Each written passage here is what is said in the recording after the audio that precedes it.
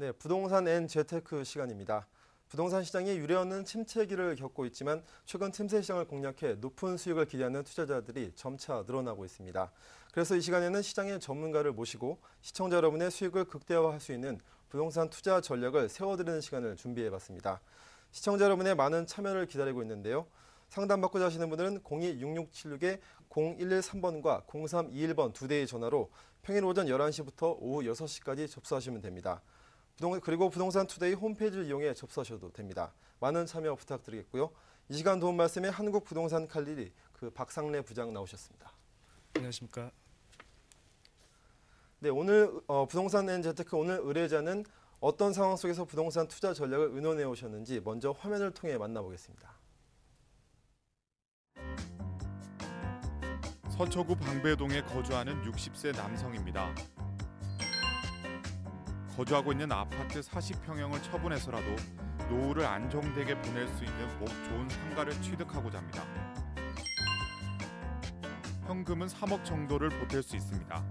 제 상황에 맞는 물건 추천해 주시기 바랍니다. 네, 오늘 의뢰자는 노후 준비를 위해서 상가를 취득하려고 하시는 것 같은데요. 어떻게 보십니까? 네, 최근 부동산 경기 침체가 지속되고 있는 시점에서 의뢰인처럼 고정적으로 수익을 낼 수 있는 임대 사업을 계획하고 있는 분들이 많습니다. 그러나 살고 있는 아파트가 중대형인 경우에는 처분이 쉽지 않아 고민이 많으신 경우입니다. 네, 말씀하신 대로 이런 상황에 놓이신 분들이 참 많은 것 같은데요. 그럼 의뢰자 같은 경우에는 중대형 아파트를 처분해야 하는 문제도 있고요. 그리고 임대 사업을 할 수 있는 수익성 부동산을 구입하는 문제, 이 두 가지의 문제를 해결하려고 하시는데 그럼 어떠한 해결책이 있을까요? 네, 우선 아파트를 빨리 처분하자니 주택 가격이 하락한 현재 상황에서 빨리 팔리지도 않거니와 만족한 금액을 받을 수는 없을 것입니다. 또한 의뢰인이 원하는 상가를 물색하였다 하더라도 아파트를 처분하지 못한 상태에서 계약을 할 수가 없겠죠. 네, 이런 경우 두 가지 문제를 모두 해결할 수 있는 방법이 부동산의 교환 조건으로 계약을 하는 것입니다. 네, 말씀하신 부동산 교환 조건이라고 하면 좀 생소한데요. 이게 어떤 건지 좀 자세하게 좀 말씀 좀 부탁드리겠습니다.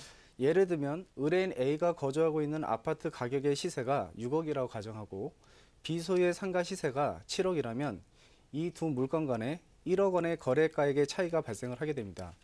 이런 경우 교환 계약을 체결하고 잔금 지불 시 A가 1억 원을 B에게 지불함으로써 양자가 소유하고 있는 아파트와 상가를 맞바꾸는 것입니다.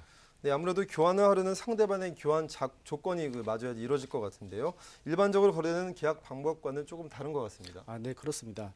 흔한 방법은 아니지만 지금처럼 부동산 경기가 침체되어 있는 불황기에서 유용하게 쓰이는 계약 방법입니다.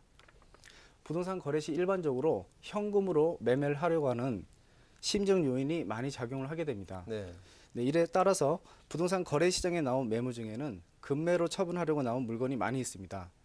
이런 경우에 거래 상대방과의 거래 조건을 합의하여 교환 계약을 체결하게 되는데요.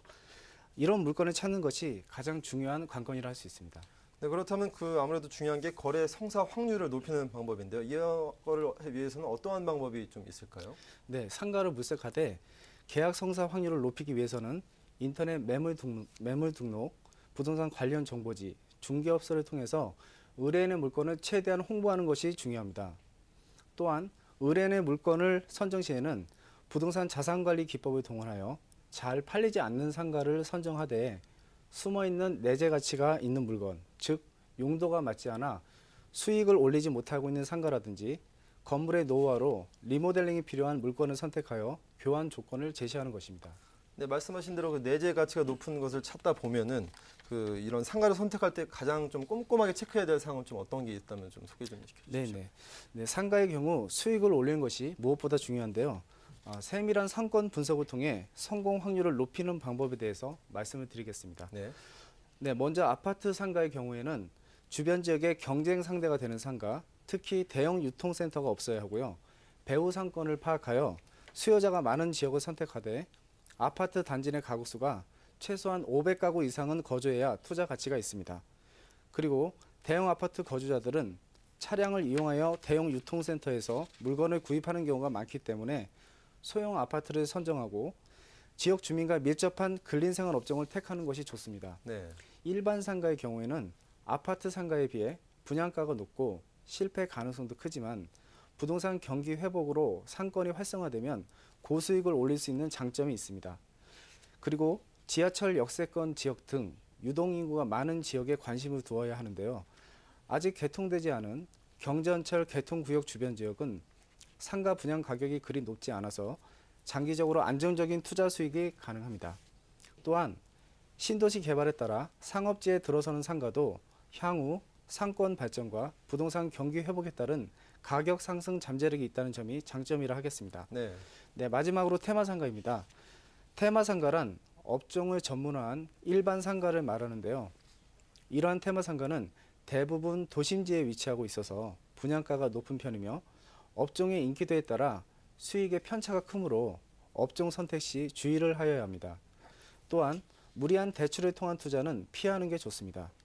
이와 같이 세밀한 상권 분석과 더불어 내재 가치가 있는 부동산 물건에 도전하는 것이 성공 확률을 높이는 방법일 것입니다.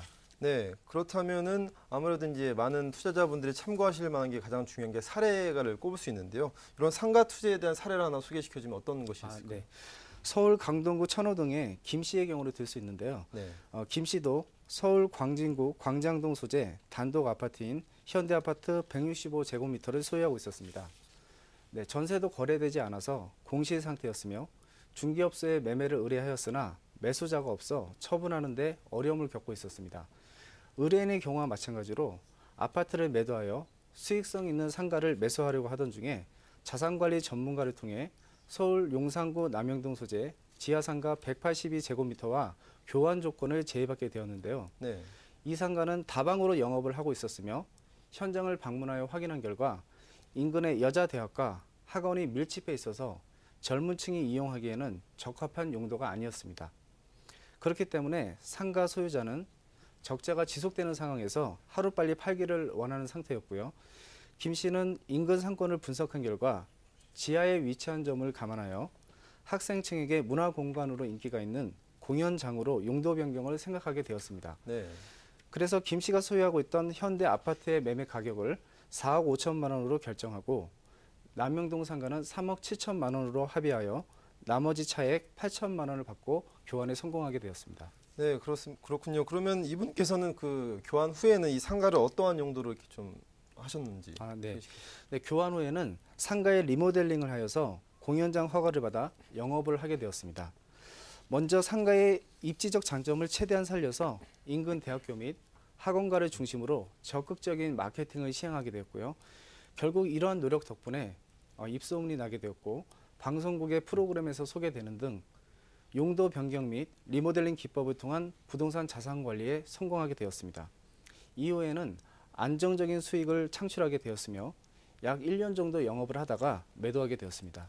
네, 그 불황기에 잘 팔리지도 않는 아파트도 해결하고 그리고 원하는 상가도 교환해서 그 두 마리의 토끼를 잡아서 수익을 올린 사례인데요. 아무래도 투자자분들의 가장 큰 관심은 투자 수익이 어느 정도가 궁금할 텐데요. 네, 어느 정도 투자 수익은 되고 있나요? 네, 지하상가 182제곱미터를 3억 5천만 원에 시세보다 싸게 교환한 셈이 되었고 리모델링 비용을 감안하여 매도 시까지 이익금 등 수익을 계산한 결과 투자 수익 대비 약 32%의 수익을 올렸습니다. 광장동 아파트를 현금으로 매도했다면 4억 5천만 원을 받을 수 없었음을 감안한다면 더 큰 수익을 올렸다는 계산이 됩니다. 네, 여태까지 말씀해 주신 것 중에서 부동산 교환 그리고 리모델링 기법에 있어서 그 투자자분들이 특히 주의해야 될 점이 있다면 어떤 점이 있을까요? 네, 건물 자체에 불법 건축물 등 문제가 있는 경우는 피해야 합니다. 그리고 건축물 관리 대장을 확인하여 불법 건축물 여부와 토지 이용 계획 확인원을 통해 도시 계획에 의한 하자 여부를 확인해야 합니다. 또한 등기부 등본상에서 분쟁이 진행 중임을 표시하는 예고 등기 그리고 가처분 가등기가 기재되어 있다면 반드시 이러한 하자가 해결이 된 후에 결정을 하여야 합니다. 네, 잘 들었습니다. 오늘 부동산은 재테크에서는 부동산 교환을 통해서 수익형 상가 투자 방법에 대해서 자세하게 알아봤습니다. 지금까지 도움 말씀의 한국부동산 칼리지 박상래 부장이었습니다. 고맙습니다. 네, 감사합니다.